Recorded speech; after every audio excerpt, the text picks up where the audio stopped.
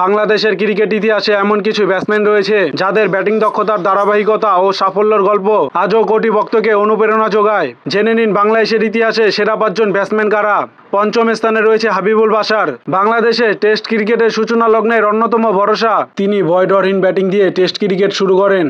তার ক্যারিয়ারে জাতীয় দলের হয়ে প্রায় 5000 রান করেন।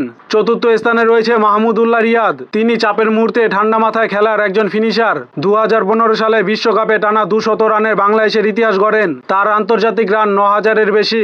তালিকায় তৃতীয় স্থানে রয়েছে সাকিব আল হাসান। বিশ্বের সেরা অলরাউন্ডার হলেও ব্যাট হাতে তার অবদান অতুলনীয়। 2019 সালে বিশ্বকাপে 606 রান করে তিনি বিশ্বকে দেখিয়ে দেন বাংলাদেশের সামর্থ্য কতটা। এখন পর্যন্ত তার মোট রান 14000-এর বেশি। দ্বিতীয় স্থানে রয়েছে মুশফিকুর রহিম। ছোটবেলায় বিকেএসপিতে ভর্তি হয়ে কঠোর পরিশ্রমের মাধ্যমে নিজেকে গড়ে তুলেন।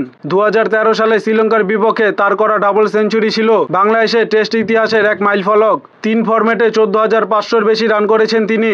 তালিকায় প্রথম স্থানে রয়েছে তামিম ইকবাল। চট্টগ্রামের এক ক্রিকেটপ্রেমী পরিবারে বড় হয়েছেন তিনি। 2007 সালে বিশ্বকাপে ভারতের বিপক্ষে দুর্দান্ত ইনিংস খেলে জাতীয় দলের হয়ে নিজের জায়গা করে নেন। পরে তিনি হয়ে ওঠেন দেশের সর্বোচ্চ রান সংগ্রাহক ও অন্যতম সফল ওপেনার। আন্তর্জাতিক ক্রিকেটে তার মোট রান 15000-এর বেশি।